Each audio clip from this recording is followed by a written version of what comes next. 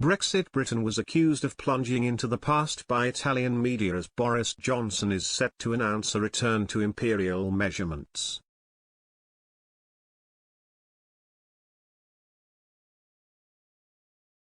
The Prime Minister is set to make an announcement that could pave the way for increased use of imperial measurements after the UK's break with the European Union.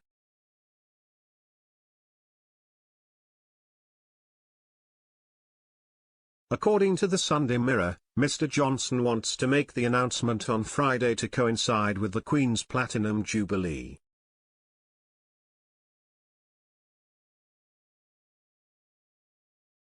The newspaper said Downing Street hopes the move could shore up support in Leave voting areas after Conservative polling took a hit amid revelations about lockdown-busting parties at number 10.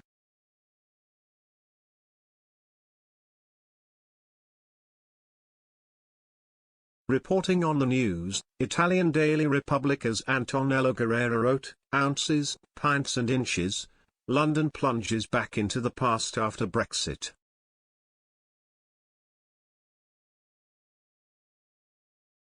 The EU Weights and Measures Directive came into force in 2000, with traders legally required to use metric units for sale by weight or the measure of fresh produce.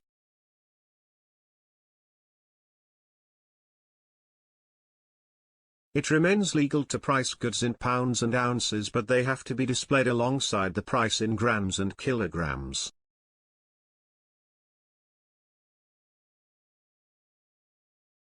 The move is part of a wider effort in Whitehall to review what EU regulations remain on the UK's statute books after Brexit.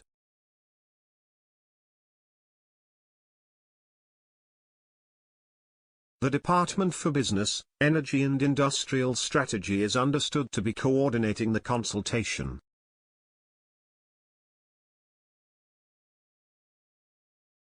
Before a looser interpretation of the EU's directive was introduced, some shop owners were prosecuted for failing to adhere to the Brussels stipulations, becoming known in the press as the metric martyrs.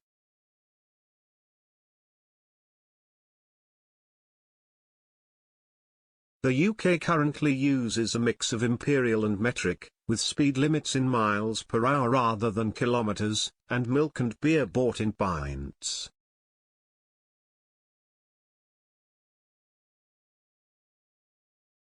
Food packaging in supermarkets is mainly labelled in grams, while most soft drinks and other liquids on shop shelves are sold in litres.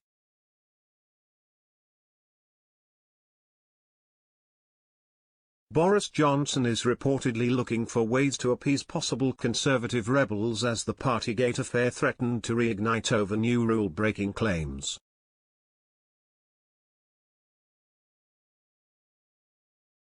Allegations have surfaced that senior civil servant Sue Gray was told about a potential gathering in the Downing Street flat on the evening of the Prime Minister's 56th birthday during her inquiry into number 10 and Whitehall COVID lockdown parties, but opted not to investigate.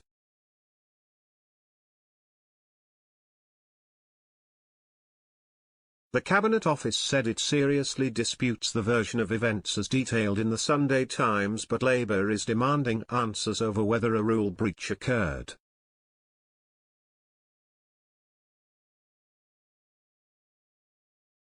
It comes as the newspaper said the Prime Minister this year intends to repeal dozens of European Union regulations which remain in UK legislation as he attempts to convince wavering MPs he is still the right person to lead the country following the so-called Partygate affair.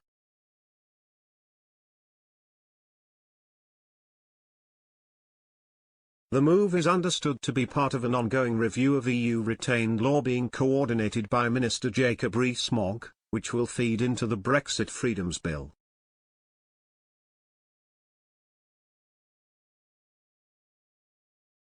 In his article, Mr. Guerrero wrote, "Johnson is in dire straits after the Partygate scandal of forbidden parties in lockdown on Downing Street. Polls are at a peak. Revolt of Conservative insurgent MPs grows who could strike the decisive blow to demand a no-confidence vote against him."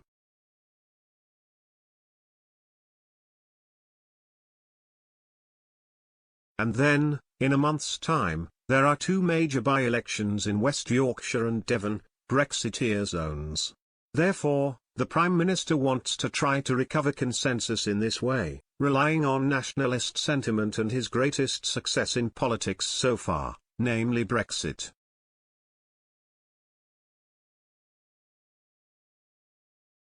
Will that be enough to lift Boris' fortunes? For days there have been rumours of a new alcoholic and forbidden party in lockdown in Downing Street. Even this perhaps organised by his wife Carrie Symonds, after the surprise birthday party for which Johnson has already been fined. But the important thing, in any case, is to drink up. Patriotically, of course.